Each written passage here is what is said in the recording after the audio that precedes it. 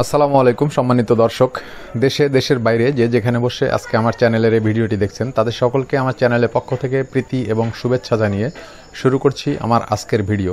আমার আজকের ভিডিওর বিষয় হলো কিভাবে বুঝবেন আপনার বাড়ির ছাগল অথবা আপনার খামারের ছাগল হিটে এসেছে অথবা আপনার ছাগি হিটে আসার লক্ষণসমূহ, পাল দেওয়ার উপযুক্ত সময় এবং হিটে না আসার কারণসমূহ আমি আজকে আপনাদের সাথে আলোচনা করব।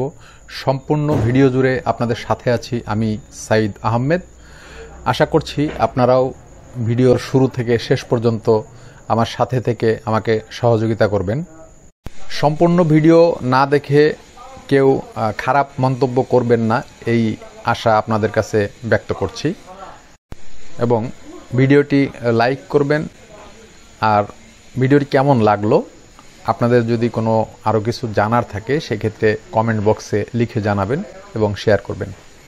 ভিউয়ার্স, আমরা চলে যাব মূল ভিডিওতে যাবার আগে আপনাদের কাছে আমার স্পেশাল রিকোয়েস্ট, অনুরোধ থাকবে, আপনি যদি আমার চ্যানেলে নতুন হয়ে থাকেন তাহলে অবশ্যই আমার চ্যানেলটি সাবস্ক্রাইব করুন এবং পাশে থাকা বেল বাটনটি টিপে দিয়ে নোটিফিকেশন অন করে রাখুন, যাতে করে পরবর্তীতে যে কোনো ভিডিও দেওয়ার সাথে সাথে সবার আগে আপনি পেয়ে যেতে পারেন। আর যারা সাবস্ক্রাইব করেছেন তাদেরকে আমার চ্যানেলের পক্ষ থেকে অনেক অনেক শুভেচ্ছা এবং অভিনন্দন। ভিউয়ার্স, কথা না বাড়িয়ে চলুন মূল ভিডিওতে চলে যাই। ভিউয়ার্স, আলোচনার প্রথমেই আমি আপনাদেরকে জানাতে চাই ছাগল হিটে আসার যে লক্ষণগুলো রয়েছে সেই লক্ষণগুলো আমি আপনাদেরকে প্রথমেই বলে নিচ্ছি। 1 নাম্বার হলো, ছাগল যদি হিটে আসে সেক্ষেত্রে ছাগল খাবার খাওয়া কমিয়ে দিবে, স্বাভাবিকভাবে যে খাবার খেত তার থেকে অনেক কম খাবে। 2 নাম্বার হলো, তার সঙ্গে পাঠা থাকলে তার উপরে ওঠার চেষ্টা করবে। 3 নাম্বার, প্রচুর ডাকাডাকি করবে, যেটা এমনি স্বাভাবিক অবস্থায় যদি ডাকে তার থেকে কমপক্ষে 3 থেকে 4 গুণ বেশি ডাকবে। 5 নাম্বার, সবথেকে ইম্পর্টেন্ট, একদম ইম্পর্টেন্ট বিষয় হলো ঘন ঘন লেজ নাড়াচাড়া করবে। 6 নাম্বার, জরায়ু মুখ লাল হয়ে যাবে এবং জরায়ুর মুখটা ফুলে যাবে। 7 নাম্বার বিষয় হলো জরায়ু মুখ দিয়ে জেলির মতো স্বচ্ছ তরল পদার্থ বের হবে। এই সমস্ত লক্ষণগুলো থাকলেই আপনাকে বুঝতে হবে আপনার ছাগল বা ছাগি হিটে বা ডাকে এসেছে। এখন প্রশ্ন হলো, আপনার ছাগলের এসব কোনো লক্ষণ নেই, আপনার ছাগলের সাইলেন্ট হিট বা সাইলেন্ট ডাক এসেছে, সেই ক্ষেত্রে আপনি কি করবেন? আপনি হয়তো বুঝতেও পারবেন না যে আপনার ছাগলের ডাক এসেছে বা হিটে এসেছে। সেক্ষেত্রে আপনার যা করণীয় তাই আমি আপনাদেরকে বলছি। এসব লক্ষণ না থাকলেও মৃদু কিছু লক্ষণ আপনি দেখতে পারবেন। তার মধ্যে বিশেষ করে ঘন ঘন লেজ নাড়ানো, এই জিনিসটা আপনার ছাগির মধ্যে যখন আপনি দেখবেন তখন আপনি মনে করবেন যে আপনার ছাগি হয়তো বা হিটে এসেছে। সেক্ষেত্রে আপনি যদি আপনার ছাগিকে পাঠার কাছে নিয়ে যান অথবা পাঠা দেখান অথবা আপনার পাশের যারা ভেটেরিনারি ডক্টর আছে তাদের কাছে নিয়ে যান, তারা দেখেই হয়তো বা বুঝতে পারবে এবং তারা দেখে বুঝে হয় পাঠার কাছে পাঠাতে চাবে অথবা তারা বীজ দিবে। যদিও বর্তমানে ছাগলের বীজ সারা বাংলাদেশে অতটা প্রচলিত নয়, কৃত্রিম প্রজনন যেটা বলা হয় আর কি।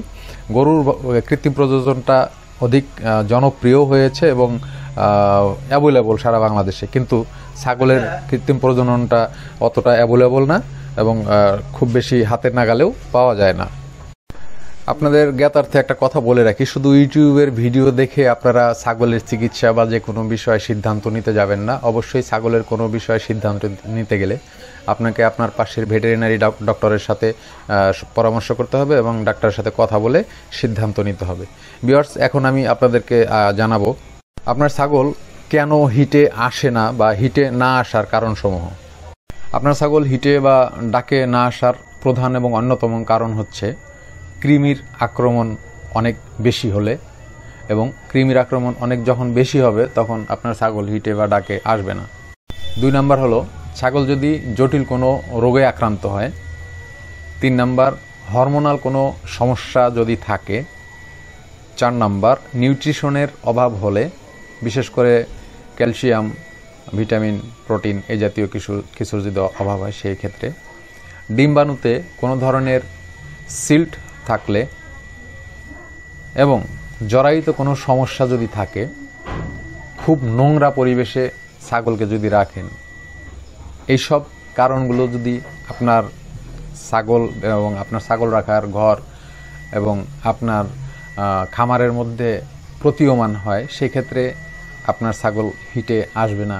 এটা খুব স্বাভাবিক ব্যাপার। সুতরাং আপনাকে অবশ্যই যেই জিনিসগুলো বললাম এই জিনিসগুলো মাথায় রাখতে হবে। এই জিনিসগুলোর সমাধান আপনি করলে আপনার ছাগল অবশ্যই হিটে আসবে।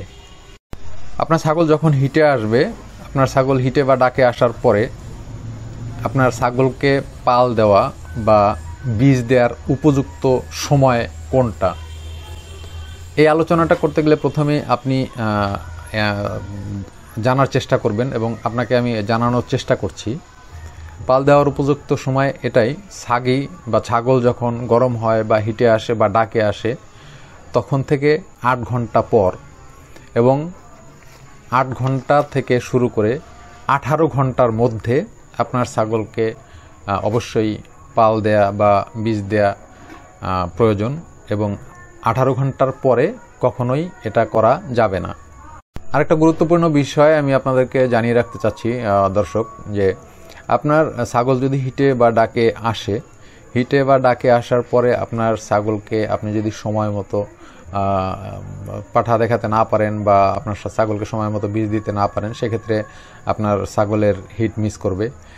তবে খুব ছোট ছাগলকে অবশ্যই আপনারা পাঠা দেখাবেন না বা বীজ দিবেন না। সেক্ষেত্রে আপনাকে কমপক্ষে প্রথম হিট, দ্বিতীয় হিট এবং প্রয়োজন পড়লে 3 নাম্বার হিট পর্যন্ত মিস করে 4র্থ হিট থেকে আপনার ছাগলকে আপনি পাল দিতে পারেন বা ছাগলকে বীজ দিতে পারেন।